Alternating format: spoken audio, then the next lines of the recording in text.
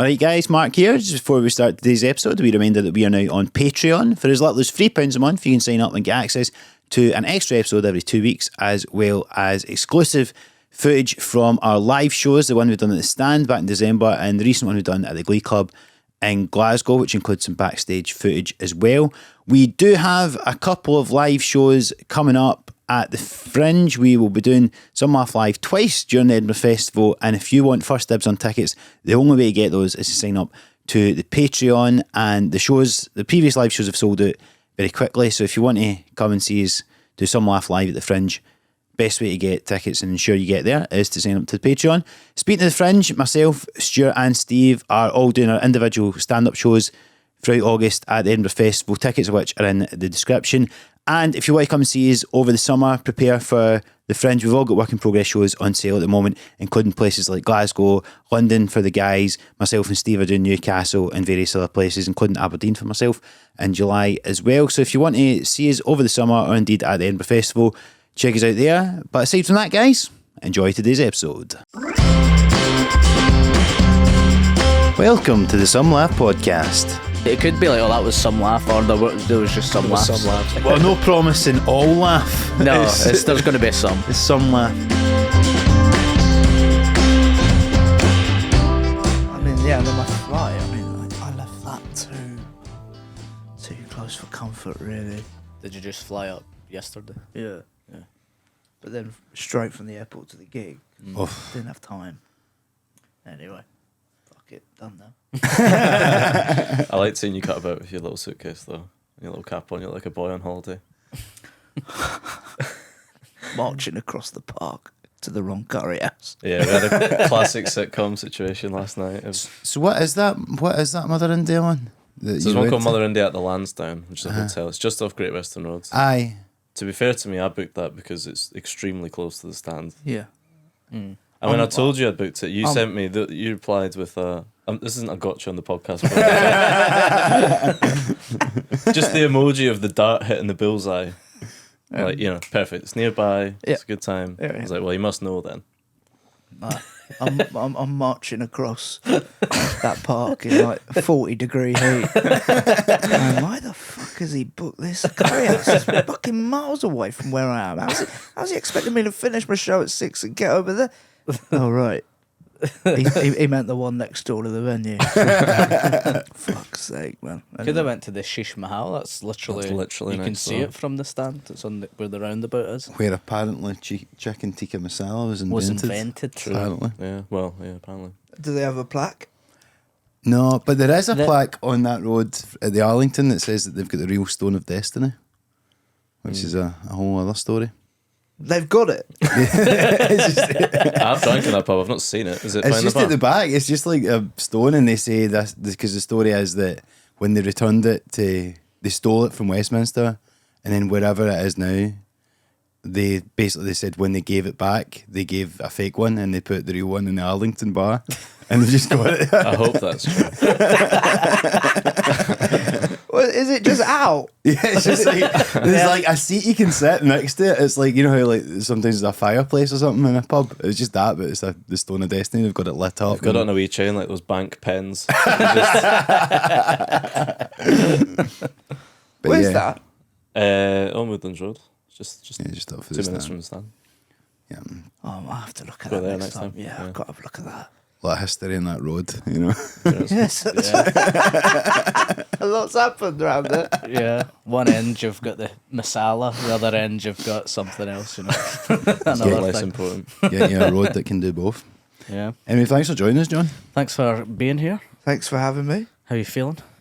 I'm feeling good. Is this it? You've been rolling since. I don't usually ask the guests how they're feeling, but I don't know. I felt like it was right. Interrogating you. I talk about this in my show, but when I did Sunday Brunch, Yeah. Tim Lovejoy did ask me if I had any hobbies.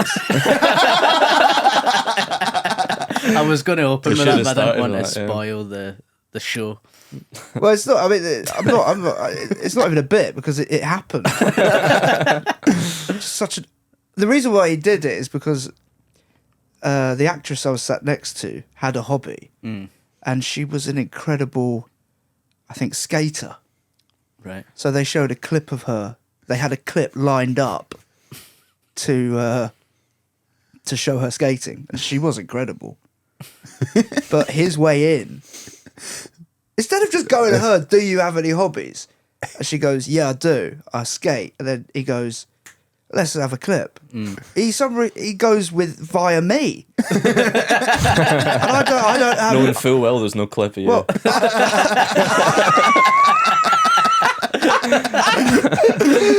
I don't have any hobbies, and he hasn't got a clip of me doing anything. So I go, I mean, it's such a horrible question to ask anyone. Yeah. So I'm staring at him like live telly. Nothing's live. The news is live. Match of the Day's live. And for some reason, that's the only three things that are live on telly. Fucking hell. I just do it. I mean, I don't know. In my actually, I said cooking. Right. And then I thought, right, I've got away with that. Completely forgetting it's a that cooking show. It's a cooking show. He could have easily have gone, well, get up and make us some of that. Oh. Simon Rimmer's over there. It's a chef cooking right 2 meters away. Like, show us what you can do, big boy. Let's roll the VT of the skater. You knock us up a frittata in the background. I mean, fucking hell. Do you have any hobbies? No, that's why I'm here.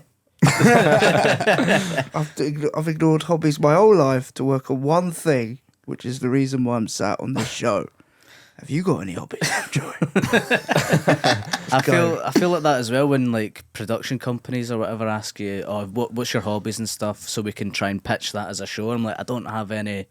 Comedy has been All my eggs hobby, in this basket. and it's my job. Well, we had a famous incident when a few of us had went for a meeting once in this production company, and they were going round there saying, "Yeah, so we'll try and incorporate your hobbies into some of the sketches, or whatever we'll try to do."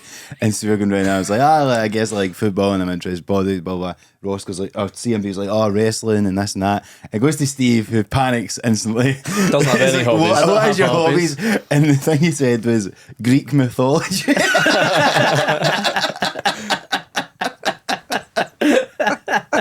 Which is a mild interest of mine, but I don't know much about. I've watched Disney's Hercules. It's about the extent of it. That would stump Lovejoy though. He's not got a good fucking response. I wouldn't know what to do with that. I don't remember that cropping up on Soccer AM. It's like if you mention something as a kid, and then for the next 30 years, that's all you're bought. Like, say you go, oh yeah, I'm into like, don't know, history, and then just your nan will just buy you a history book. That's it, you're done. Mm-hmm. Yeah. It's the same with production companies. Like, is there anything that what you have that kind of like? Oh, I saw your show and you mentioned prime ministers. Do you want to pitch a show where you're going? And you're like, I know fuck all about prime ministers. I literally just said this one thing because I know they constantly just grab like. How is the Greek mythology show going? It's going pretty well.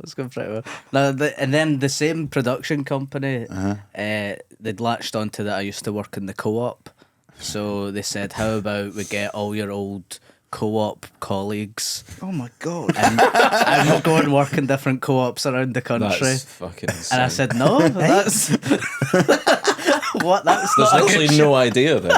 Round up the That's old just gang. the co-op. Wait, get all the old colleagues together and you go and work in different co-ops around the country and we'll film it." And I said, "That's insane." And they were like, no, I mean, you mentioned who works there and stuff. I was like, Val, she works there. But yeah, they're not. She's not in comedy or anything, but No, but they're not in. not in showbiz. No. I worked in Budgeons for 2 years. Budgeons? Budgeons. What's that? Oh right, it's like a co-op. Right, okay. And I remember working there, and I was one of the only people that could write in English. And this woman, I remember one day, fell over, and I was 18, and I had to fill out the forms because everyone else was like, I don't know what happened. And, because I think one guy was Bengali, there's an Indian guy there. Like, I was the only guy who could fill this stuff out. And I'm 18 years old going, I don't know what the fuck just happened. She just fell over some eggs. I don't know what's going on. But the idea, well, I'm thinking about it. I'm laughing at the idea. But the idea of me getting back together with this lot. That's got legs. This is actually a great show. They're onto something, these TV people, actually. To be fair, they're in yeah. their positions for a reason. Because he did that, it was like, were they funny? And I was like, well, yeah, for working in the co-op, they were pretty funny. Yeah. I don't know if they've got a What's show. the measure? Were they funny? Not like Billy Connolly funny, but Yeah, I don't think they could do like a type 5 on an open mic, but they had banter with the with the people who came in. How much did you get paid an hour? In the co-op, Yeah. when I was working there, I was there for 9 years, so Yeah, I mean, it went up and inflation. up. It started off, it must have been about a £5 or something. It's like New Labour when you started at the co-op, wasn't Yeah, it? by the time I left, it was probably about £8 or something. I got £4 an hour at Budgeons. Right. And I remember I was there for a year and I went, I'm going in. I got, see what I can get out of this guy. He put it up to £4.08 an hour. And I was like, okay, cool.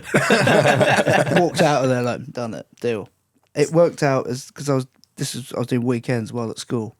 It was less than I'd negotiated less than £1 more a week. It was like 96p or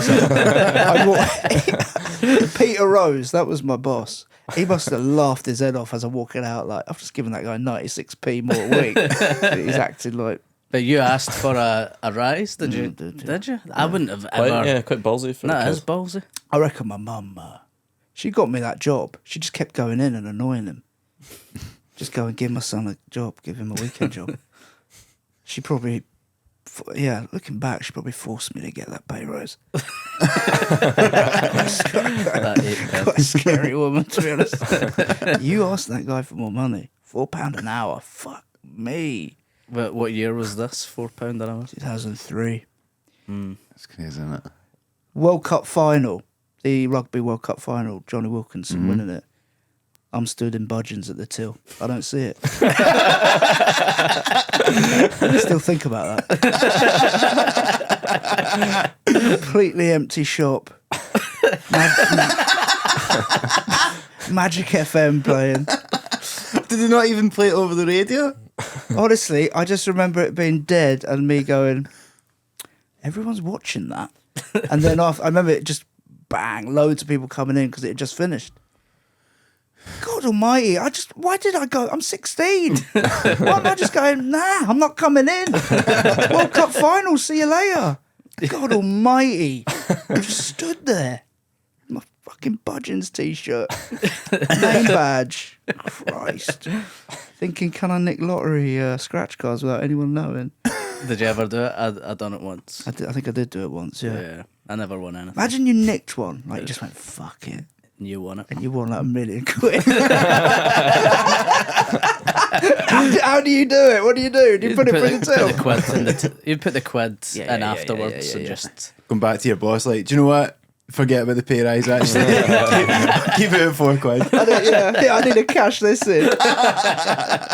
Doing it yourself at the till. What are you doing? I've just won £1 million. Just going through each till trying to get it all. And I remember when I worked in Asda, and it was a World Cup qualifier. I think it was like Scotland were playing Italy or France or something, and it was a big fucking game, and they played it on the radio over the tannoy, and but there was nobody in the shop. Then I was again working, and why the fuck was I even there? But yeah, just that it's weird that you remember those types of games and like moments when you've been working and missed it, don't you? But that World Cup for England rugby, like, that was a big moment in English sporting history. And I proper missed it. Like, I'm proper not seeing that. You must have felt like the only person in the country as well, though, wasn't it? Yeah. This empty shop. Well, I'm pretty much sure I was. I reckon my boss was watching it. He's out the back watching it. Oh, it's mad looking back. I don't know what. Why didn't I just say fuck it? You ever worked in a shop? Yeah, Argos. Oh, that's not bad. That's a good one. It was pretty bad though. I wasn't. It wasn't much fun. Also, there was a dog shit clothes shop called the Jean Scene that I worked in. That's a good name. Yeah, proper. It's sort of, that's the level of the clothes. Like a lot of, you know, if found, return to the pub t-shirts. That's great. FBI, female body inspector, all that kind of stuff. Like, I'm not even spending my, you know, like even with the discount, I'm not spending a penny in there. You know? They play like pumping club music from like 9 in the morning. Fucking awful. I can't think of any notable historical moments I missed though. So that's I was given an ultimatum for the co-op. I had a Glasgow Comedy Festival solo show on, and they said, "Now we can't give you the time off for it, so you're going to have to make a choice: the co-op or your comedy career." And then I quit. You should have suggested that you get all your colleagues to do it. Why does it have to be an either or? Yeah, I had similar in my. I worked at Parliament, and Aye. I've been there 4 years, and I was doing my debut show at Edinburgh, and the leave, I don't know, I'd taken all my leave every year to go to Edinburgh, and I needed 2 more days to do the whole run, and I got my rota in July, and they'd put me in, and I was like, I'm in Edinburgh. Yeah. And they were like, yeah, but... So I just went, and my boss knew where I was, Yeah. but she still had to do her job and call me. So I'm stood in the Pleasance courtyard, and I remember I'd lost my posters, so I don't know where they are. My mate who had ordered them and made them for me had them delivered to the Pleasance, even though I wasn't doing anything there. So they'd been lost. And then my boss calls me, and she's like, "Where are you?" And I'm like, "Well, I'm in Edinburgh." And she's like, "Right, well, we're going to have to sort this out when you get back." I put the phone down, and I'm like, right, I'm getting sacked. And I've lost all my posters for this show. I remember just thinking, fuck, this show has to work. Yeah. Because I might be going home and there's no job. And then I remember I got back and like Edinburgh had gone well, so I was thinking, right, I'm going to quit my job. But she still made me go through like the HR thing of having meetings. And I remember I'm sat there with a woman from HR and her, and I've handed in my notice. And the woman from HR, she's writing it. And then when she hears that I've handed in my notice, I just see her go like, why the fuck are we doing this? He's leaving. And she's looking at me, I'm like, yeah, I've handed in my notice, I'm off. And she looks at my boss. My boss doesn't look at her. She's just staring at me like, no, we're going to do this properly. I remember thinking, again, why don't I just walk out? Yeah. So many situations in like when you're young, just fuck off, just get out there, give us a shit, walk. Yeah. I had that with like I used to do these early shifts. It was only overtime I could get in Asda, and I would go in the morning when the night shift was still in. I'd swipe in and I'd just go up and have like a coffee for half an hour, and eventually like somebody caught on that I was doing this, and I just thought they'd give me a wee slap in the wrists and move on, and then no, they're like, no, this is like gross misconduct, took me in the meeting and all that stuff, and I was like, shit, I'm going to need to like come up with something because they are like really taking this seriously. I'm going to need to counter them. So I just said I had insomnia and that like I couldn't sleep at night and that I had to get a coffee in the morning and stuff. And like they just said to me, they're like, Mark, we just think you've went away and thought about this and made this up. And I'm like, I would never joke about something so serious and all that. But I was like, well, you just fucking make me do it. I can't just say, sorry, I'll not do it again. But I worked in Zara for a summer, and it was, I had to stand next to the, it's mad. I had to stand next to the female changing room with a clicker, and I had to count how many people tried something on, and then how many people with another clicker, after trying it on, bought something. wow. Right. And I don't know what it was, £7 an hour to stand there for 9 hours a day. I'm just doing that. After about 2 weeks of doing this, it was always like 65%, every day it was 65%. So I just started leaving at lunchtime. Because I was like, if it's that every day, that's what it is. And you know, Harry Hindsight's the biggest trader in town.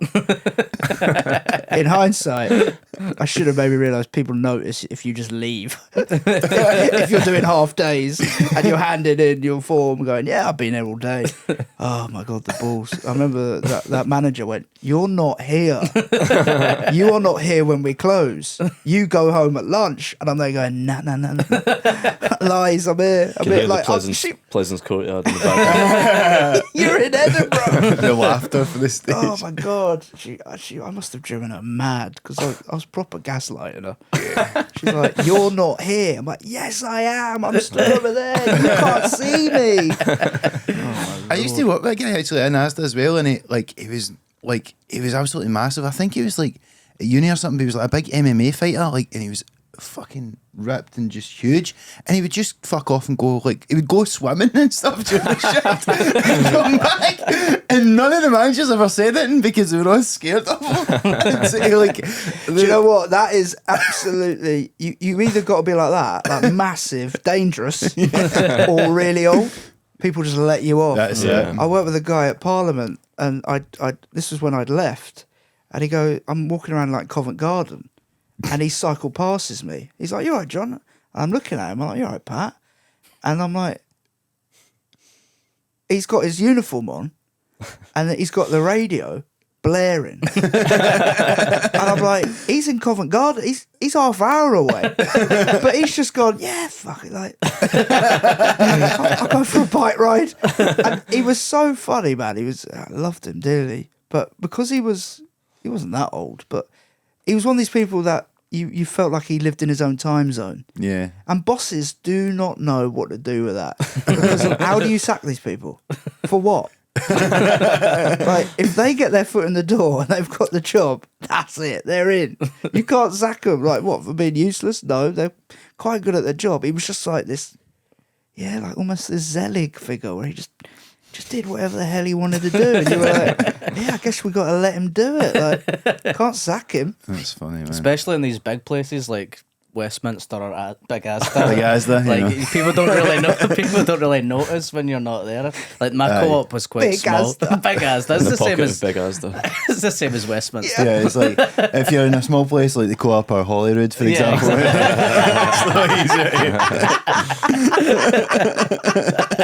Can't even get away with that if you're a MSP or whatever. Yeah, exactly. Yeah, People notice. You know? Budgeons Co-op, they're too small. There's only 4 aisles. Yeah, you can't just fuck off You during the can't shift. hide. Yeah, No. I hid. Did you? Parliament, I knew where to hide. Oh, in Parliament. Yeah. Not, Where do not you in hide in Budgeons. Parliament? Budgeons, I hid in the freezer. Did you? I've done that a I used couple to of do that times. big freezer at the potato Yeah, big shed. freezer. Chill. I'm in there. But I was scared in case I got locked in, so I didn't do that often. We had an alcohol cupboard, which a guy, Kyle, used to, I think you know Kyle, used to sleep in there if he was hungover. And the alcohol cupboard, they'd make like a bed out of cans of Tennants and stuff, and he would just have a wee kip. This is what you, You can't do. beat shit like that. I remember. No, this is an odd memory. I remember. I think one of the first times I'm in that freezer, I'm obviously going, oh man, I think if that door shuts, I'm dead. You just think this is a weird. It's like a safe. Like, and I remember putting you know those like Subway roll sandwiches. I put Or doorstop. put it as a doorstop, but those softest but those sandwich you can freezer get. those freezer doors are heavy. And I stood in there, and I looked back, and this sandwich was just went, you know, just completely squashed. And I was like, I remember laughing because I was thinking, what did I think that sandwich was made of? It was completely ridiculous. What a way to die.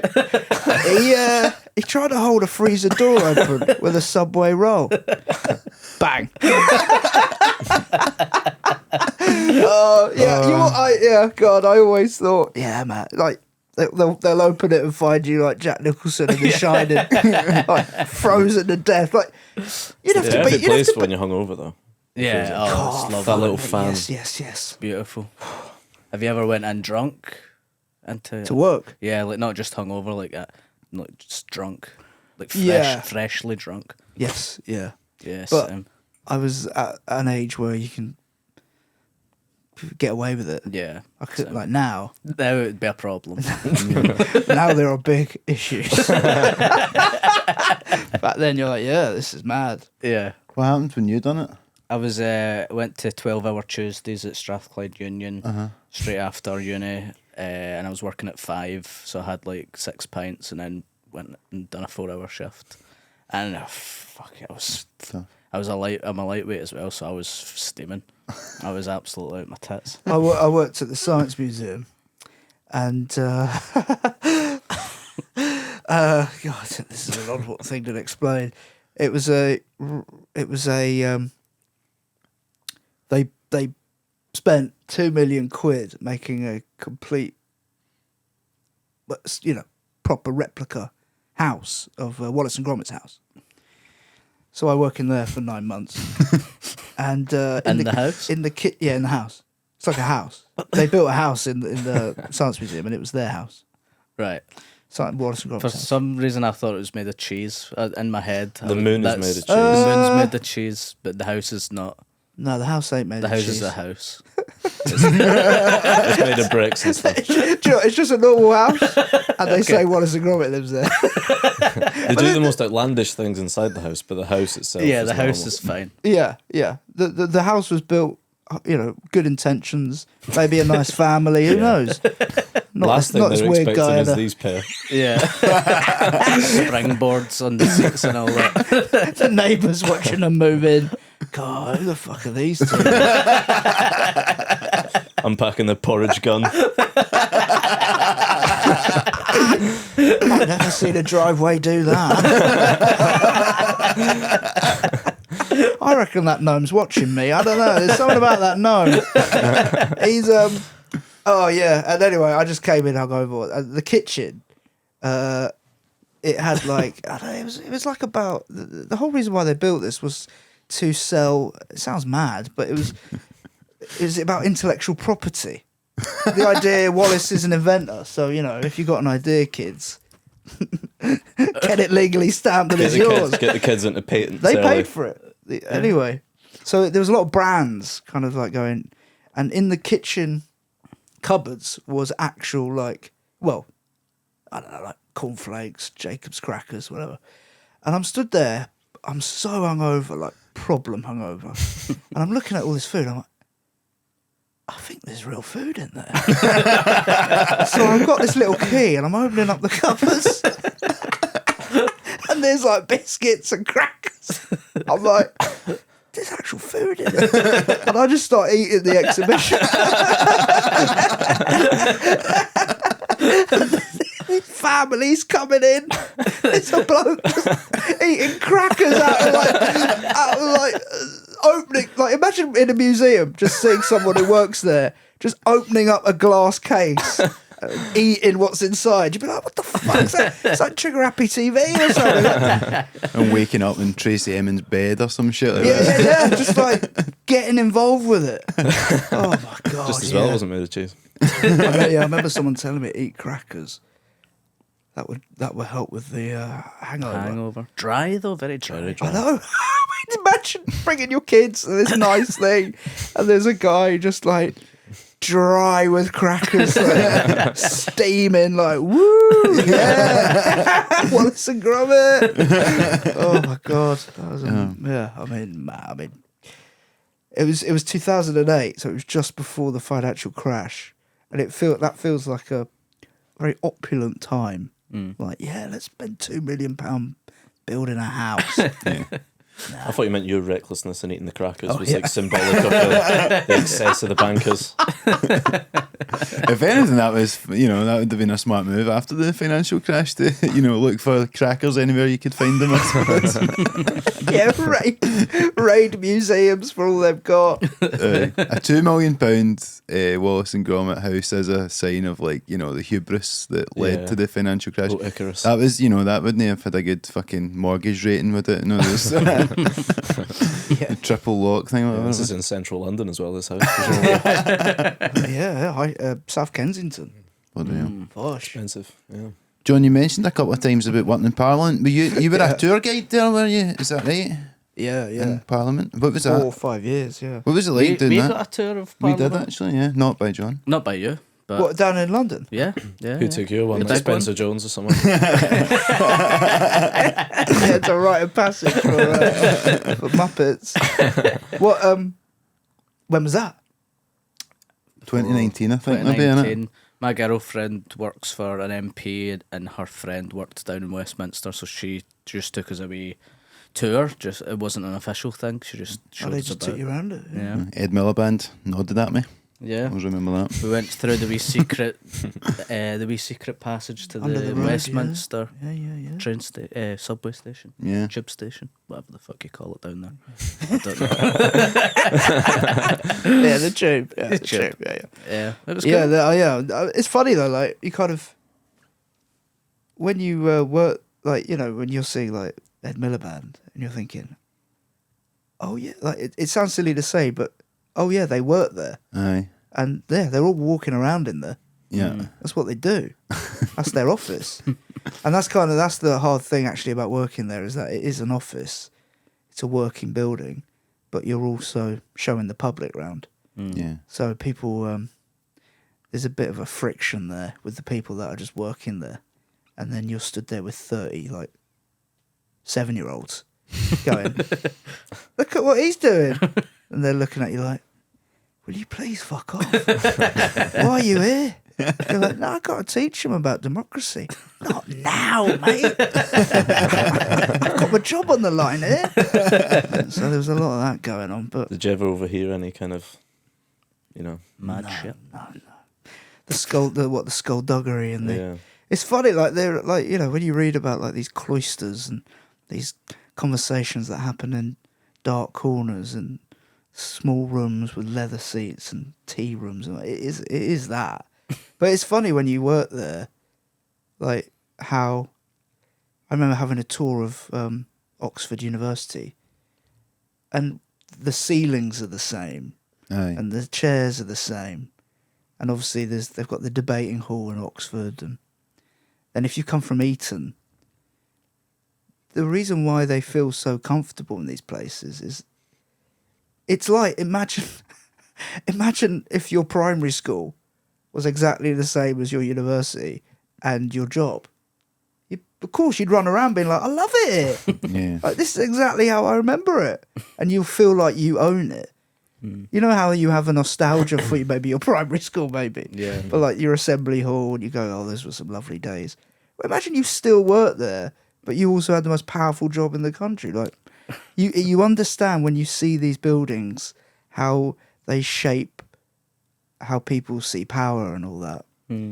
So actually, I mean, without sounding too serious about it, when I was showing kids around from schools like that I went to, state schools, it was important because you'd show around kids from private schools, and it would be like, oh, blah blah blah's dad's coming down to talk to them, or I remember one where it's like one of the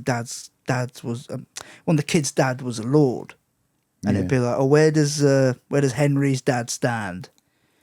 And then obviously you take kids around who completely feel, disconnected from it, going, fuck, this place has got nothing to do with me. So I did kind of try and make everyone feel like it was important, because I saw the other side of it where I could tell rich private school kids were like, yeah, this is the kind of place, because they knew a lot about it as well. Yeah. Because they're told, oh, that's the kind of stuff you should be getting involved in. So yeah, bit of a serious point, but No, that's That's interesting. and I never was funny on my tours. I remember it was like I never worked in gags. I was dry. Well, that's what I was going to ask. Did you have like material and work it up and shit? I knew people that would go, oh, people would say, oh, Harry Potter was like, she came in here and she got fuck that. I completely dispelled myths. These kids, Some harsh yeah, truth. these kids hearing another tour guide going, "Is it true? Lies! Don't believe a word he says." You're Guy Fawkes in it from the inside. Yeah, With dry facts. the Guy Fawkes tour guide, Yeah. just constantly bringing it down, just bit by bit. Yeah, no, I was dry. So then when people, I think the reason was though, is because I was doing stand up at night. I kind of saw it almost like church and state. I was like, these are two separate things in my life. Yeah. But yeah, it's kind of, I've got a wig and fake teeth in my bag in the staff room. But then I'm one of the most driest tour guides going around. This guy, he sometimes dresses up as a woman at night. Nah, that ain't me. So anyway, in 1642, Charles I.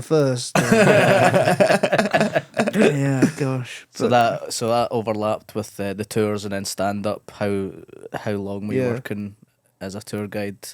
4 years, the full time. Okay. But like you, I had it does get to a point. Like I remember doing the Leicester Comedy Festival, and I remember leaving work and getting that 5 a.m. coach to get into Victoria to quickly run to work, and you do start living a double life, and there is a moment where you have to jump.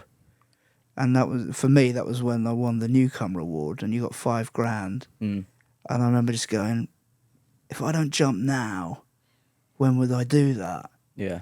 And I didn't live at home, but I think I'm lucky in that because I grew up in London. I always had a tiny little bit of my brain going, well, if it all goes tits up, I just move back home. And some people don't have that option. Sure. But yeah, there is a moment where, and also I think my parents were always, when I did live at home, they were like, you got to have a job. Like, I'm saying I want to be a comedian. They're like, yeah, fine. But I think I proved to them I wanted to do that because 4 nights a week I'm leaving the house at 7 and I'm not getting back till 1, juggling it all. Yeah. So I think it proved to them, they're like, well, you must want to do this. Yeah. But yeah, there is that moment where the job, oh yeah, I remember it was after the Newcomer thing, and I just get this message on Facebook because I don't have an agent or anything, from the producer of House of Fools, the Vic and Bob sitcom, and they went, "Do you want to come in to the rehearsal and just do a line or something?" And I just said yeah, and I'm at work, so I just go. I mean, looking back, I must have driven them mad. I just went, I'm not going to be here for 3 hours. I'm just not going to be here. I told them why, and my boss was like, okay. So I went to the BBC. Did you say it was for a Vic and Bob Yeah, thing? I did. I said, I got to do this. I'm sat in this room, and it's just Vic and Bob, and it was Morgana Robinson and Matt Berry, the producer, Daniel Simonson. And I do one line, and in my mind, I think I'm going to get it, but I don't get it to do it on telly. And then I went back to Parliament, and I'm in my uniform and stuff, and doing gigs in the uniform. I remember running to a private members gig, and I didn't have time to change. So I'm doing the gig in my uniform. And again, looking back, that audience are going, what the fuck's going on here? Why is he our entertainment? Look at his fucking uniform. This A name badge. This isn't. Yeah, I did. I had the crest of Parliament on, like this navy blue stuff. I mean, At least it wasn't your Budgeon's uniform. I still, I still have a t-shirt. But those things where you're juggling. And were you wearing like the teeth? Yeah, I've and got that? my wig on. It's So all they might crazy. have thought it was part of Yeah, it. yeah. I should say for listeners who aren't familiar with your stand-up, on stage you wear a sort of monk wig. Yeah, I've got a and monk false wig and teeth. false teeth and all that, and that's kind of what I do. But yeah, it's funny when you look back at that time where it just something has to give. And yeah, but I must have. It's only it genuinely is only being sat here right now that I'm realising it must have been a bit of a nightmare to have me work for you. that time. And that's true of a lot of comedians, though. Yeah. Because obviously this is what you're passionate about, and that's Sure. paying the bills. And Well, I think, you know what, there was that feeling of you're working with people that rightly, that's their job, and they care about it. And you're walking around going, this just pays the bills. Yeah. My passion is out of here. Yeah. And that must annoy Yeah. that must annoy the people that are going, well, Yeah. actually, I'm working hard. did And you're... old Pat have a passion? Or was it cycling? Cycling through the Maybe park. he was going to the BBC that day when he seen him in Covent Garden. I went to a punk gig with him. And I remember we met up with his mates, and they're all like in their 60s. They all said hello outside the venue. They don't really say a word to each other. And then we went in, and they all just disappeared. I was like, don't you want to be with your mates? He was like, don't know where they are. I was like, what weird friendship is this? You all agree to go to a gig. You just say 2 words to each other outside of it, and then once you're in, bang, you disperse. Never see him again. That's great. Lovely man, though. He's still there. I remember I was stood outside, and he was talking about having kids. He adopted a kid, and he'd just been on holiday. And I was like, oh, how'd it go? And he went, oh, you know, it was all right. You know, the usual things. Kids, they look, you got to look after them. Don't worry, it's only a scorpion. You say stuff like that. I'm looking at him like, yeah. I guess you do go on holiday and say things like that. But I put all that stuff in my acts because I do think about that, like those days where you work with people where it gave you such a rich. I'm not saying you just walked around nicking people's conversations, but when you become a stand-up, you do fuck all. Whereas back Not then, your mates are stand-ups. Yeah. and your mates are it's such a small world. Whereas back then, I'm working with 20, 30 people a day, taking probably 100 people around a day for 4 years. Your brain's in a different... That's your kind of USP when you're on stage. Yeah. I think that's the problem with newer comics. They think the aim is to be a stand-up full-time. But if you're doing 5-10 minute sets, you're dry. Like, what are you talking about? Like, you're 23. You should have a job. Yeah.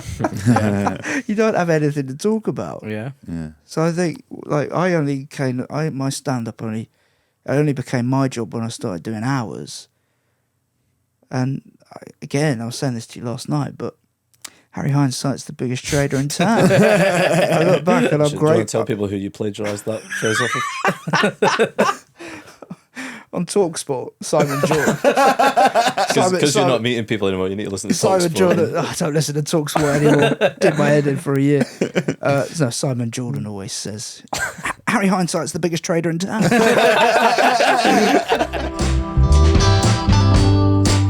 you remember last night when that guy asked us if we had any drugs? Yeah, and he asked us like that. Yeah. Just He just came up and went, have you boys got any drugs? me and him nursing a Moretti. What about us looked like we might have drugs? He Any was- indication of what kind of drugs? No, he will take whatever we have. Yeah. That sounds like a sting operation if they just say drugs. Like, just Yeah, he vague. sounded like a narc. Do you have any drugs? Yeah. But he showered at us. Yeah, he was proud, this guy. He was on drugs, I think. I think he was on drugs. And he had a dog. That's He the kind of wanted- he thing. wanted more. Sometimes I'm like, that's something that when people I visit in Glasgow, I'm always like, it's not as bad as everybody makes it. And, then somebody shouts, "Have you got drugs?" Doesn't always happen. He looked like he'd been at a festival or something. He was, he had shorts on, He'd been in dog on a the leash, and sunglasses on his he'd been in the bald park head. all day. Yeah, because it was very hot yesterday. he was living life. He was loving it. He was having the time of his life. And I think in his head, he'd just gone, I want drugs. And these boys look like he the might never have gangsters. taken drugs in his life. He's just sat there going, it's been a really nice day today. I've had a lovely time with friends. I want some drugs.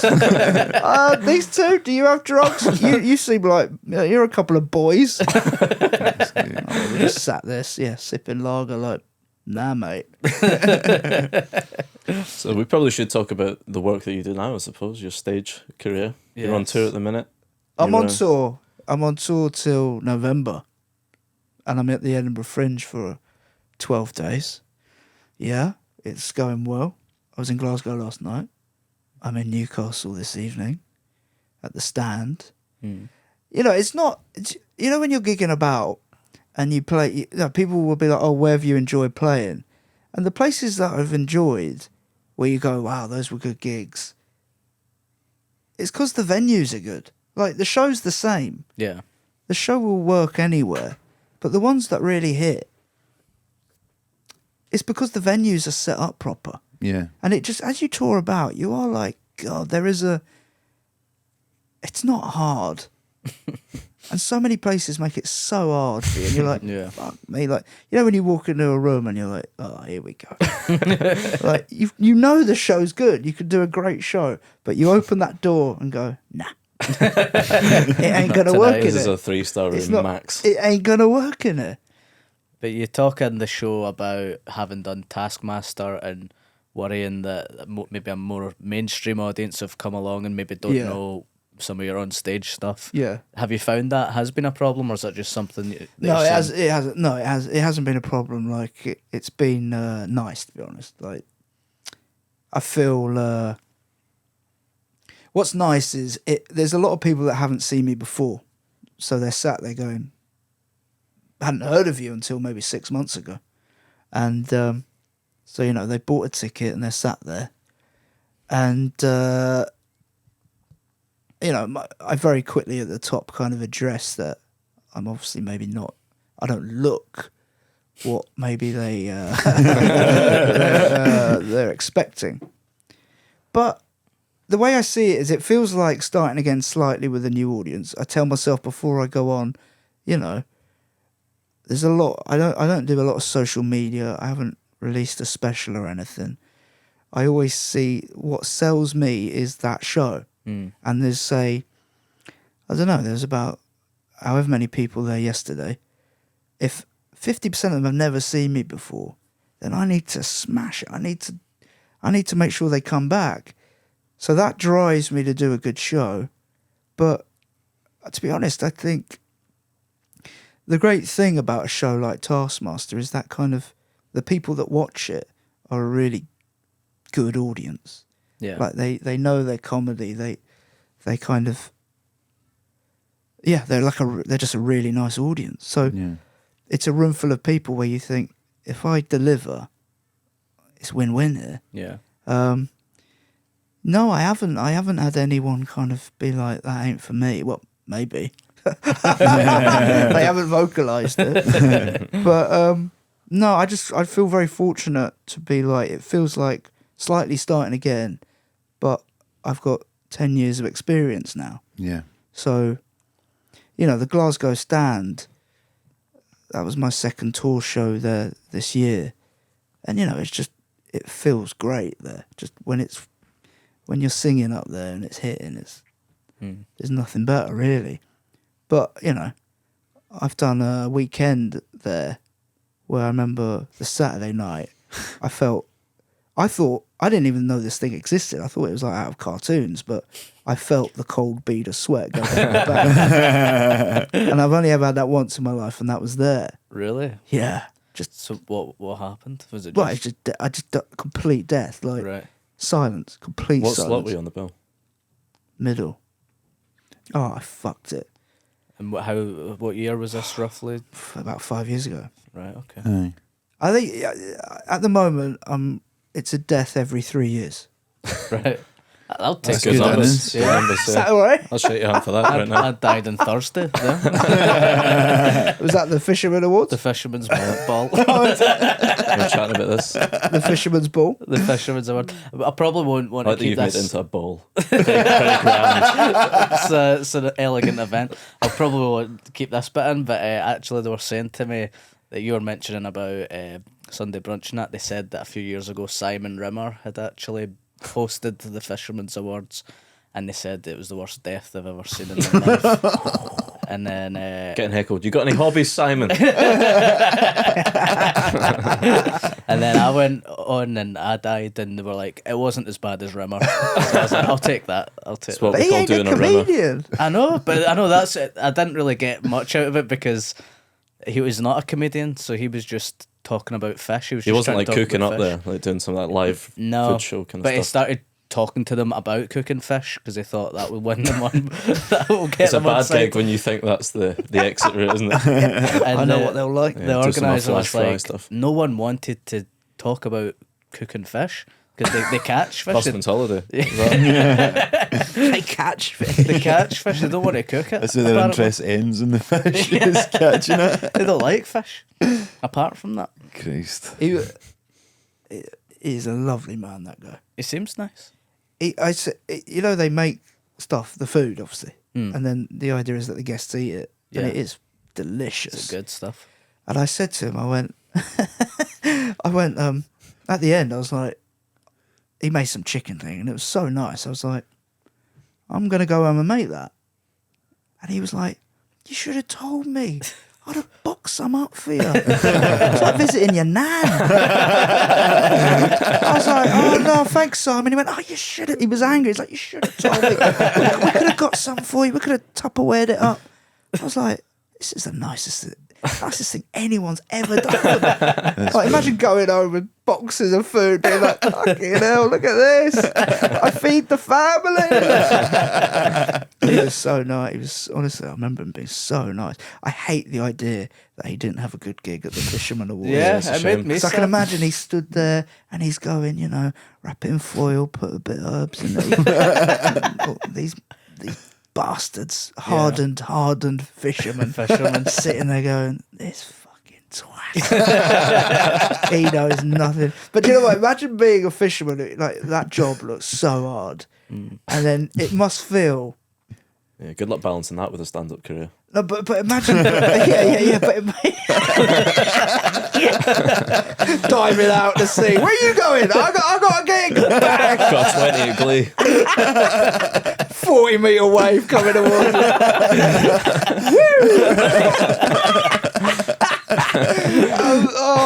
But imagine like doing that job. Like, obviously, I know fuck all about that job, but I imagine that I'm picturing like, you know, trawlers, and it's just crazy. And then imagine meeting the guy who delicately cooks it. You'd just be like, it's the complete opposite. You'd be Yeah. like, fuck off, We're not the mate. same. They don't want You to hear don't about that. understand how hard it is to.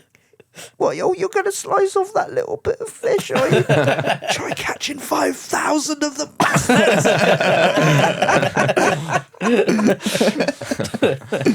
I love how my brain went to 5,000 there, like the biblical reference. Jesus. Like, Oh, it was in there. Yeah, It was in That's there. it.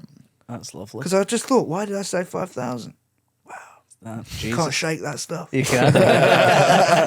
Once it's in, it's in. Those old stories Is resonate. it not? Talking about that with Fer, and it's like a secret theme of the podcast is people's Catholic upbringings coming out slowly. Yeah, there it was for me. Yeah. Yeah. I was an altar server. I did all that. Aye. Did you? I was confirmed. Yeah, I did theology at A level. Got an A. I was good at that stuff.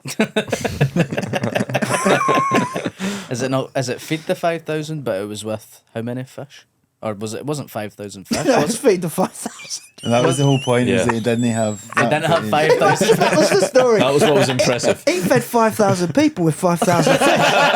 One fish per Yeah, head. did he? Well, impressive. Yeah, impressive. Yeah. How many bread rolls? 5,000 bread rolls. Oh, right. Like good catering gig. They nailed it. It's like cooking the right amount of rice. It's hard to do, you know. It's the impressive Get part. it right? Yeah. That's the impressive thing he did. Everyone got fed beautifully. Jesus, what's your hobbies? Cooking, actually. Was fed 5,000 people. Yeah, how much fish do you have? I had 5,000. Really. Fucking nailed it, my man. That's the sort of stuff Simon Rimmer was sent to the audience. Yeah, They weren't it's getting impressed nuts. by it at all. Did I've never done a corporate. Oh, really? Is that a I would love to choice? see it. Yeah, to be Is fair. that a, Is it a choice? is that like a If you fancy getting another bead of sweat down your back, I recommend it. is it like a have you thought No, I'm never going to I do did. that? Or? Well, right. I did one once, but that was whatever. It was. What was that one? Oh, well, it was. Oh God. Weirdly, it was supposed to be in Parliament. This guy saw me at a gig and got in touch, and it was for like a parliamentary magazine or something. And they have guest speakers, and they'd had like Blair and Johnny Wilkinson and Frank Lampard. Weirdly, Did you know who Johnny Wilkinson was? yeah. Recognise you, mate. I did come in a Budgeons once.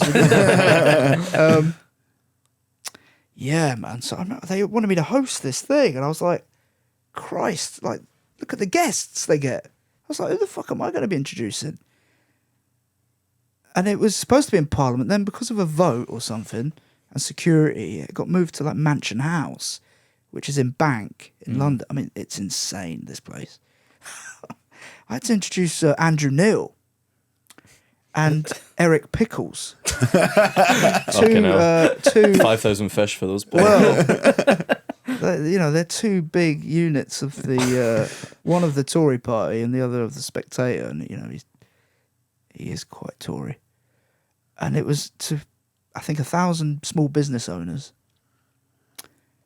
Fuck me, to this day I don't know what I said up there. I mean, wow, God knows what I said. Wig on? Was it material? Wig on. Wig on, wig off.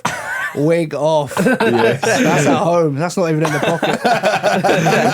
Imagine though I had it for emergencies. And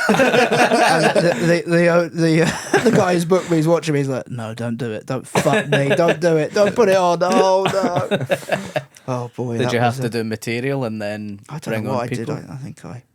Do you know what? I think I just introduced them. I thought I can't win here. Yeah. No. So I just got introduced them. That's, And I think, to be honest, I think looking back, I think they would have not been angry, not because I wasn't funny, but I think they just were like, what have we paid this guy for? he just brought them on. But what else was I supposed to do? no, Yeah. you can't win. Did you do any material about? It's supposed to be 20 minutes at the top. So you you do? had to do a set. I done 15, which I thought was a good effort. Yeah. You know, Yeah. I thought about doing fishing jokes. My opener, and I forgot. I Every crumbled. episode this shit joke comes out now. No, not that The one. net fishing shelter. No, not that one. That was Right, an okay. old one, Stu. Come on. And you actually said you liked it last time. So. You filmed it. You did film this. Roll VT. You change your cried with heart. laughter like. Do it again. I just we've like the got- fact that bring up your net fish and chill punchline to every comedian that we have on here. Well, I wasn't going to say that one. So hold on, what's the... What I was going to say, which I forgot to do, which I thought could have been a good line, was I was going to do a fishing joke, but I couldn't find a good angle. That's Simon Rim will give you that. I thought that's all right. That's scrawled into the wall. That's all right. Nothing wrong with that. Who's that hurting? Named it. Also, you're not delivering, like, knowing you're not delivering that like you think, oh, that'll get them laughing. Yeah. You're saying it like, you're just like, you're looking at them like, I know what that was. You all know what that was. There'd be a weird respect in that room for you. I think so. And then I would have said, "Has no one taken the bait?" Nah, I probably wouldn't have said that. I just started worrying. Yeah. I thought,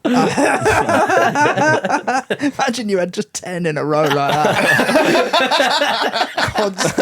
Constantly trying. Like. I'll get his hook, line, then sink it. God almighty. You know, The thing is, that's that weirdly, you know that Norm Macdonald roast where he goes up and he tells, I can't remember who he's roasting, but he Yeah, tells like it's old the insurance Bob gags. Saget Yeah. or something, was Yeah. it? Aye. You kind of, he would have done done that. yeah, Constantly. and after a while it would have have actually got been like, funny. oh, actually, Yeah. you know what, so maybe Maybe I should have. you should have just kept going. Yeah. Well, you build on zero, right? I You bet, didn't even- yeah, I didn't even do the first one, so I have no faith in you. Yeah, go on autopilot. Like, you could be anywhere. Bang. Don't reference anything about fishing. Did you have to give out awards? Yeah. What kind of categories were there? So this is another thing. I thought, oh, this is going to be a good one. So there's like over 10-meter fisherman of the year, under 10-meter. So I was going to, when the guy came up, I was going to say, you don't look over 10 meters, which I thought would have. That's where my brain went. Yeah. I'd be laughing at this. Is that my sense of humour? A fisherman's sense of humour. Finally. I've worked myself out. I'm learning a lot here. I was a nightmare to manage, and I've got a fisherman's sense of humour. Did you do that? No, I panicked again. Oh my God, I man. know. I had all this stuff, and I was off the cuff as well in my head. I was like, oh, this will be good. And then he came up, and he was kind of tall, and I thought they might not get it. Get your measuring tape out. Come on, that's funny, man. That's good stuff. And then the under 10 meters, I was going to say, yeah, you could be under 10 meters, to be fair. Yeah. And then there was innovation of the year. Couldn't think of anything funny for that. Ovation of the year. Innovation. Oh, innovation. Yeah, wasn't very. What won that? Wallace and Gromit, maybe. It was something like, it was like a camera, underwater camera or something like that. I don't know. Sounds a bit right. I don't know what was that. Or it was like between an underwater camera, Fisher woman was one of the What innovations. was the innovation? Woman and fishing was one of the That's innovations. considered an innovation. Yeah, that was very innovative of 2022. I'd like to get more women into fishing. Yeah. Okay. They were up against the underwater camera. Like, we like women, but not as much as we like cameras.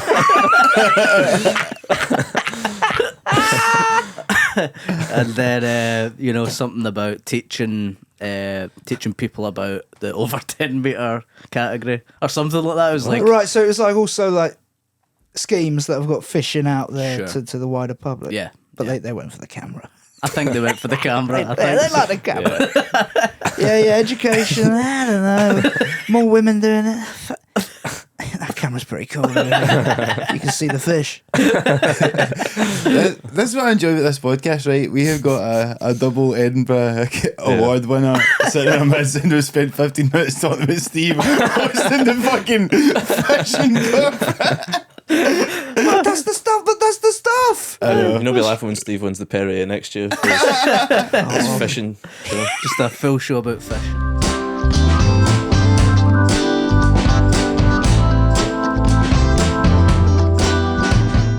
I was curious about like just when obviously when you started wearing the wig and the teeth and stuff Yeah. on stage, and like because you talked earlier on about like taking that leap to go Yeah. full time, but that must have been like a massive leap as well. I know it's obviously why. Well, like your shows are fucking amazing. Obviously, like I've seen thank like you. I think I've seen every one of them apart for the most recent one because I've been out of town. Appreciate But that. great shows. But it's also like you were saying, like when doing a spot at the stand or like these other ones where it's not, because it's a bit more out there. I guess it's like it works in the hour, but it's hard. It's a bigger leap just in like a spot or something like that. And what made you do it initially? And I did. Well, the initial thing was that I did I think when I was starting out, you obviously you do like you're finding your style, aren't you? yeah, And you're learning from other people, and you take what you like from someone else, and it's all that finding your voice stuff. I think what was important was to, you have to do material that you enjoy doing. That cliche of doing what you find funny, all of these things that you don't understand when you start out. You read it and you go, right, but it doesn't make any sense. You can't, advice is always hard to listen to because it will only make sense in 10 years, any advice, usually. Yeah. It's only when Harry Hindsight's the biggest trick.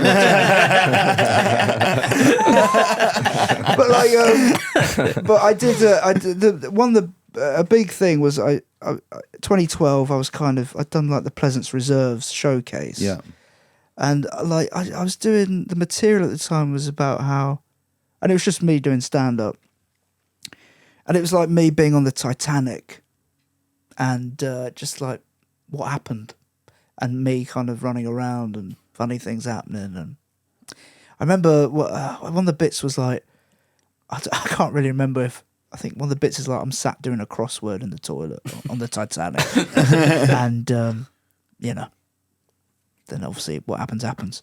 I remember someone afterwards telling me, they went, "I've just seen your stand up." I'm like, "Yeah." She went, "You talk about doing a crossword on the Titanic." It's like, "Yeah, that's me." She went, "The crossword was invented 4 years after the Titanic sank." Oh, wow. Okay. Brilliant. That's what you take away from it.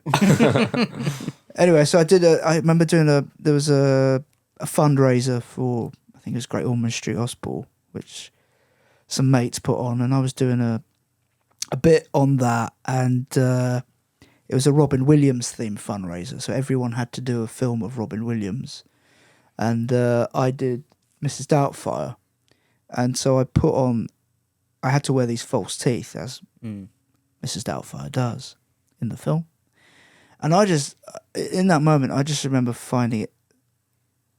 I was finding it so funny. Because they weren't stuck in as well. They weren't like real fake teeth. They were rolling around my mouth. They were flying out. And I just remember doing that gig, being like, that's the most fun I've had on stage ever. Wow. Yeah. And I remember just being like, I just remember feeling a lot. I just went great. And also what it was like, I remember doing Dr. Brown's like weekend course a month after that. And his big thing was, and it's what clowning is, about get rid of the ideas. You know, so many comedians read a fucking book like, I don't know, Straw Dogs by John Self, and then they go, right, that's how I think about the world. And they're just talking about their books that they've read. Or like, I don't like comedians with answers. I like questions. You don't know anything up there. I don't know many people that know anything, really. They might have read about it, but they don't like. So I don't know. Just getting rid of the ideas, being fun on stage. That was the very start of that. Yeah. I mean, weirdly, there are pictures of me. It's funny when you look back. There's pictures of me like 2011 wearing like a wig, monk's wig, and I'm like, but that's a year before I started doing it. So I'm like, what's going on there? I'm like, I don't know what's going on. And so It's like the crossword in the Titanic all over again. well, I mean, I don't know. I mean, did I wear it and then go no? But then with my first show, that's when I kind of took that leap of like. So it's kind of odd from 2012 in Edinburgh when I was doing that 15 minutes every night at the Pleasance Reserves to my 2013 debut show. The gear change was massive. Yeah. But that's because, partly going back to what we were talking about earlier, I remember going, this has to work because I don't think my job will give me my leave anymore to do Edinburgh, and I'll have to make a decision. Yeah. And obviously I'll have to do the job. So there was just so much looking back that was gearing up to that first show, and you know, that idea of success is turning up. If I hadn't said yes to that charity gig and where I mucked around, I wouldn't have been, you know, all those little steps that make that thing. Yeah. So yeah, that kind of was the start of that, really. And also when people kind of, I still enjoy doing it. I like the idea of it being, you got to be, and I wasn't thinking about this as cynically as I was when I did it, but what makes you different? There are so many fucking people out there. Yeah. Doing the stuff. My material, I don't think is really out there. It's not like I'm even Mighty Boosh surreal. My stuff is quite suburban. It's actually quite rooted in domestic stuff. Yeah. Because that's what I like. What's interesting is people always question about what they, you know, wearing a mask or a wig. Like, people always are interested by what it does to you. Oh, do you need that stuff to, you know, can you not do it without it? No. That's bollocks. Like, does it free me up in some way? Maybe, but everyone would feel that way. What I'm interested in as the performer is what it does to the audience. It doesn't free me up, it frees them up. Yeah. You become two-dimensional up there. You almost become like a cartoon character. So then when you talk about things with maybe a bit of poetry, it actually comes as they're softened by your look. So when you hit them with stuff like that, or a thought that could be quite, for want of a better word, deep, it just hits differently because they're hearing it from someone that in their minds they've gone, this is quite a 2D character. The wig is very obviously a wig. The fake teeth clearly fake. So it's kind of, I'm interested because it's me up there in what it does to the audience. And I think when people ask me if does it do anything to me, I'm like, it's hard for me to explain because I'm one of the few people that know how it is, but I'm like, you should see what it does to an audience. Yeah. When I walk out, especially at a club where maybe no one knows who I am, people are going, what's going on? Who's this? They're immediately, the interest is peaked. Because I'm not like I am now talking to you. Yeah. I wear a white shirt. It's all quite basic in a way. And I'm still enjoying working it out. And like going back to the Taskmaster and the audience stuff, there are these new people coming and I enjoy showing them a new thing or what I do. Yeah. So, it's in a very long, convoluted way. I just put a wig on and they never took it off. Thought, yeah, this works. How much of it is kind of tied into? I know that you're a real buff on like the history of comedy and stuff like that, and you know, there's almost like a vaudeville kind of thing going on slightly, even though what you talk about is modern and it's done in a No, I way. like there was this there was a Ken Dodd documentary on BBC Four from I think when did he die? It was just after he died, and they talk about how he was like the last guy to link vaudeville with from the musical generation. Not that he was that generation, but he certainly was inspired by that. And then you look at old clips of, what was that show?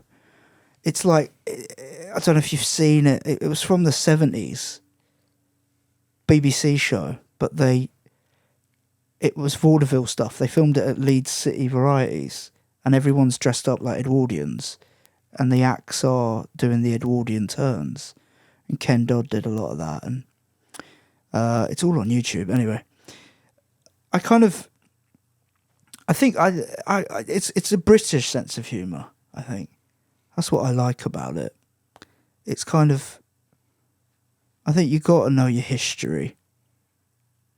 Mainly because you don't want to repeat yourself or have people going, I never want someone to go, oh, this person did that joke. Or have you ever seen that Steve Martin bit where he does exactly what you just did? Yeah. I want to be across it. Yeah. I'm not saying you're doing anything new, but what's your thing? Like, I remember if ever someone does a joke and they go, oh, it's similar to, say, mine, I'll immediately get rid of it because I'll be like, well, if they've thought of that, then anyone can think of it. But yeah, I love all that old, I don't know, like all those old comics from the. I feel quite old school in that. Now you got to film things and clip it up, and it's just not the world I inhabit. And I'm not saying that's what you do now, but yeah, I guess I do live in maybe a bit of a world where it's like I'm flicking through books and looking at black and white pictures of people I've never seen going, funny guy. Yeah,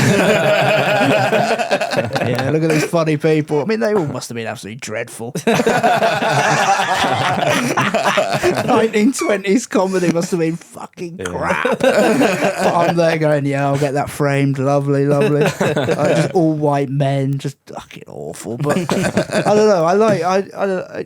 It's good. I don't know. I like. Also, with comedy, we can't, like, if you're a fisherman, you can buy the gear. There's awards where it's like new innovation, or you can chat to your mate about getting a new jacket, or have you seen this new bit of kit? We've got nothing. You buy a notebook and a pen, that's it. Yeah. So in my mind, the history is the thing that you can dive into. Like I saw I just saw on Chortle, it was like, who was it? Grace, Larry Grayson's cookbook or something from the 60s. And I was like, why the fuck did he release a cookbook? And I was on eBay going, I was like, am I going to buy this? And there was a Ken Dodd book, like he'd released an annual, the first kind of like, Monty Python released those annuals, and Ken Dodd did it in like the 60s when he was massive. Like, I think there's a weird fact, like, he was number one more than the Beatles were in the 60s. Wow. Like, he released this book, and like, someone was saying, it's beautifully crafted, all that. So I'm on eBay buying that for 14 quid. Yeah, getting dross, it'll arrive, and I'll be like, load of old shite. But I just like the idea that it's on the bookshelf, and I'm like, yeah, look, there is a lineage there. Like, I'm not saying, well, I'm a comedian, and we're all comedians, and that is our past, that is our history. I also think it's something that appears in the shows. There's like a romantic nostalgia to a lot of what you do. I think so, yeah. And I kind of you got to be wary of that. So I do try, and if ever I build, maybe say like a cozy nostalgic moment, I will try and pop it. But I do like also living in that bubble. You can't, who you were when you were 14, 15, getting into stand-up and comedy and going, I want a slice of that. That is who you are 20 years' time, 30 years' time from, and as I'm getting old, I'm 36, I'm not old, but as you go on in this career and grow up, I don't know if you've found this, but you go back to those little things you liked as a kid. You go, no, I still fucking like that, actually. And you start like I collected stamps as a kid. I haven't thought about stamps for 20 years. I didn't even collect. I think my dad just signed me up to a thing and they came in the post. But weirdly, I've started getting back into them just because I'm like, fuck it. Like, I like these little miniature and I'm going, I'm just like, yeah. I think what you like when you're 10 is pretty much who you are for the rest of your life. Yeah. You'll discover alcohol and stuff. That's about it. So yeah, with my stand-up, a lot of my references as well, I'm always, every fucking show I'm mentioning Titanic, which I was obsessed with as a kid, like the actual ship. I'm always mentioning like Raymond Briggs. Every show, you can have your bingo card out. You'll be like, there we go. Another reference to that crap. But it's just what I like. And also, as a comedian, when you've got your thing and people are coming out to see you, Stuart Goldsmith talks about you can't change twice. Like, imagine if Bill Burr just started doing a character act. Yeah. Steals your wig. Yeah. His audience watching that. Fuck me. I think he would be murdered. But like, you stick to what you do. Aye. And like, as you've chiseled away over the years at what you do, you kind of, at some point you stand back and go, yeah, that's done, that's it. So it's good that you still enjoy it. Imagine doing that, chiseling away at something, and you didn't like what you stood back and didn't like what you saw. That's what goes back to you having to do what you can only do what you do. Yeah, I remember seeing Stuart Lee do a work in progress. I think you were there, maybe, Mark, at the stand in Glasgow, and he was at the start. He just said, "If you follow my work, you'll know that all my shows are the same, but with the nouns changed." Which that's great. I always think about that when I'm worried about repeating myself. Yeah. God, that's who is this champ? He's onto something. This guy. Stuart Lee.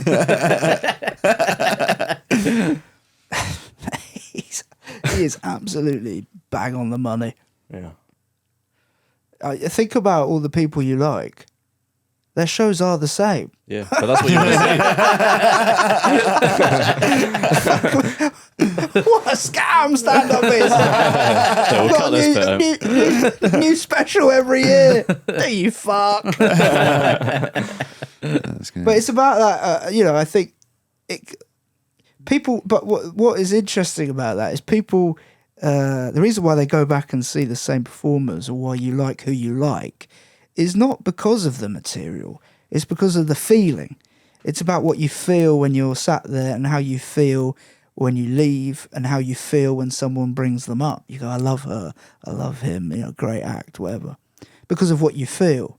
So in a weird sort of way, that's why people go back, because they want to feel the same thing. So don't mess with the formula if it's working. But that's also why the show can be the same with the nouns changed. Fantastic. Fantastic way of putting it.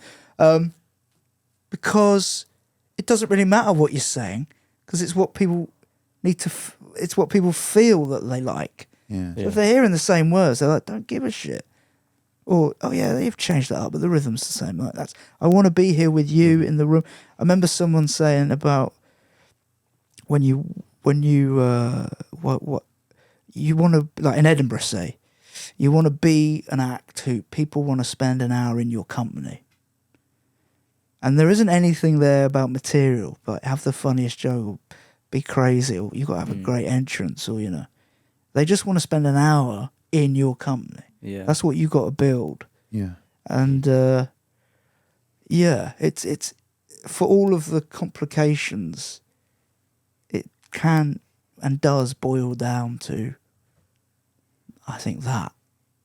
Like when someone recommends you, oh, come see this show, you'll like this person. It's just because they go, we're in the same room and it's nice. That's all it is. Do you know what I mean? There isn't the funniest person, like, oh, that's the funniest person. It's just people wanting to spend time with you. I think that's something you do really well as well, John, because like whenever I've seen your shows like this, you do manage to create a real atmosphere in the room, and even when it's a room like the Stand or Monkey Barrel that, we gig all the time when you're doing club gigs or whatever, but anytime I've seen your shows, and it just feels like it's a self-encapsulated wee world, and it's like a real atmosphere there that just makes it feel different, and it's an amazing thing, like, to be able to create that. Well, that's very kind of you to say. I think one of the biggest things there is, I think there's two things there. One, you shouldn't be afraid of performing. I think a lot of people try and act like they're just kind of chill up there. I think what is interesting is if you look like you're working fucking hard, and so you then stop and like you need to take a breath, people respect that. People go like, okay, he's performing up there. A lot of stand-up is, it's like someone's just kind of on their phone, like, like kind of the cliche of, you see so many specials where someone's kind of just like chatting away, having a drink, and then the camera follows them onto the stage. Yeah. I'm not into that. I want to see someone fucking absolutely having a breakdown, kind of getting into character, because everyone's a character up there, and then going up. So yeah, I think with that, in my mind, I think one of my strengths is to perform, to look like you're performing, you're doing an act. Show it. I don't look like I'm chill up there. And then the other thing is the use of silence. Like, don't let the thing breathe. Also, the laugh is bigger if you can build silences. People trust you more. People go, if this guy's building up this and there hasn't been a laugh for 2 minutes, there got to be something at the end. Sometimes. Steve was pretty good at that at the Fisherman's Award. It was 15 minutes of silence and a huge punchline at the end. It was really good. But I think that's. But it got a 20-minute set. That's hard to do. Yeah. With an hour show, it's different. It's different in that respect. Like, absolutely. You can build up, just build up the silences, but that's kind of also like who I am. Like I'm quite, I guess maybe dithering to be slightly, if I'm not being too rude about myself there, but like I take my time with shit, and I don't really. And I got this message, like on Taskmaster, I took my time with stuff, And it kind of didn't become a thing, but the idea is that I'm slow or methodical, whatever. I got this message a few weeks ago from someone who's watching it in America, and I don't know. Basically, so that was 10 years. I think so. So he has a stutter, and he was like, "This is a mad message to send you, but watching you on Taskmaster, really take your time with stuff and not being phased in any way about it being slow, or just not, because telly is like, and I'm not that." And he was like, well, he just was like, oh, I've got a stutter. I always get very nervous about taking my time and all that. And watching you really helped. Wow. And it was a really nice message, but obviously I'm also thinking, I don't have a stutter. I thought, this guy's really sweetly messaged me, but it made me think about me, going, what the fuck? Like, what do I look like when I'm just kind of stood there or sat there thinking about what to say? But you can only do you. I'm not. If I was one of these people that said immediately, get it out, it would be crap. It wouldn't be funny. I'm not one of these people that can just immediately say it. It's not there. It'll be there in like 10 minutes. But I have I've got no worries about that really. But yeah, building silences, playing with that, and then performing it. Like, just, give yourself a heart attack up there. Just fucking put the work in. People respect it. They go, yeah, might not be funny, but the guy's sweating. You got to respect that. He's working up there. He's working. As a funny button on that, I remember you telling me that you don't like it when you see comedians have a drink, even a drink of water on stage. No.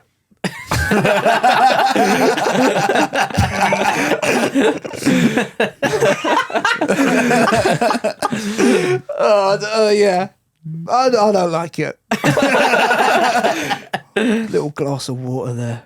Even if your mouth is No. like that kind of thing. Well, if your mouth's dry, then then use it. Be like, fuck me, my mouth's dry up here. I think when people swig like beer. I don't know if you got. I mean, I'm saying this. I don't know if you two drink alcohol on stage. Not on stage, I wouldn't say really. Right. Okay, that's good. I just can't handle that. I'm just like, what are you doing? Like the Ricky Gervais thing. We'll say a thing, we'll take a wee drink and then Go behind the lantern. but behind the lectern. That kind of thing. I'm not. Yeah, we don't need. No. We can cut that bit out. Sorry. No, it's not good. The lectern and the beer is not good. It's not good. Wandering over, looking at his notes. Well, I don't think he does it anymore, does he? But no. I don't know. I'm it's a mad hill to die on. I think for 20 minutes. I don't want you drinking water up there. You don't You don't need water in a 20. 20 minutes, you don't need that. to be. No, I agree. Yeah. I agree. I told you I do 2 sips in an hour, tops. But you had no time for that. I can't remember the last time. You don't need it. Drink. Hydrate before you get up there. Yeah. What if it's part of your act? I remember I did have a pint of. I think this is the funniest thing I've ever done on stage, and I didn't do anything. I had a pint of water on stage, and you know when a glass moves on its own because it's I don't know if it's wet underneath or do you know it looks like a ghost is moving it. And I'm on stage, and then this woman in the front is like looking over my shoulder. I don't know. So she's looking at this pint, and I'm like, "What's going on?" And I look, and the whole audience, everyone's just watching this pint of water on a stool just move, and we're just all watching it, and it's getting to the edge, and it gets to the edge. And honestly, we're watching it for about 40 seconds, which if you think about how long that is quite a long time to watch this. And I just let it drop. I don't move. I just let it completely drop. funniest thing I think I've ever done. I think about that often. I think, is there a way of manufacturing that? Like, I just let, like, everyone's watching me like, well, you better grab that. Bang. Just everywhere. Glass, water. It's a complete the venue's like, what are you doing? To this day, I think about that and go, that was the funniest thing I ever did.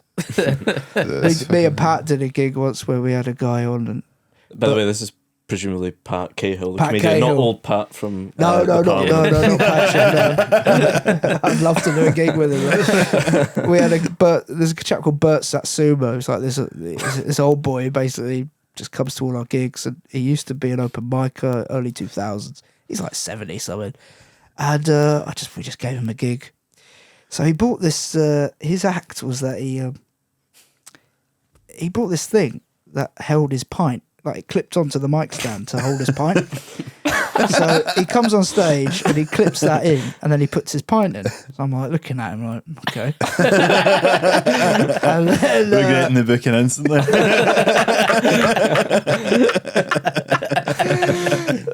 and then I don't know. He's doing a poem. It's whatever. Pint glass just. He has about half a pint of lager on that. Just drops, just collapses. Anyway, so I'm like, oh, here we go. I'm like, all right, we've got to clean that up. He's looking down at it and he's pointing at it. He's like, wow, there's only about 20 people in the audience. We all look at it. I don't know what the fuck's happened. This is hard to explain on a podcast. I've got a picture of it. The pint glass has landed upside down, but it has caught every drop of beer. And it's now got a head, so it's lager head, but the glass is upside. And again, there's about 20 people. It's at the Bill Murray in London, so everyone's just standing up and looking at it. And everyone's like, "What the hell is happening here?" People are taking photos. I'll send it to you. We'll put it up on screen. If I had a production company, I think the symbol would be an upside down pint glass, but with half a pint in it. I mean, honestly. Man, that's the only time I'll allow maybe a drink on stage at my gig. If something miraculous happens. Yeah, if you could make it float or something, I'll be like, yeah, that's why you bring a drink on stage.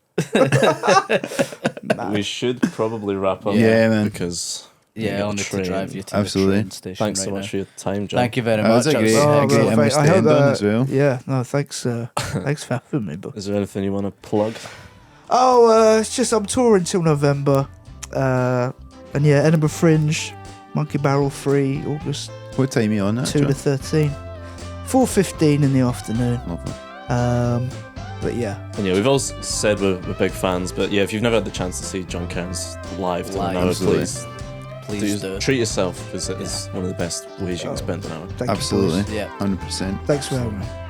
Thanks for doing it, John. Before we go, just please remember to like and subscribe on YouTube, give us a 5-star review on Apple Podcasts and Spotify, and you can follow us at SummerPod on Instagram, TikTok and Twitter, and send in emails to summerpod@gmail.com.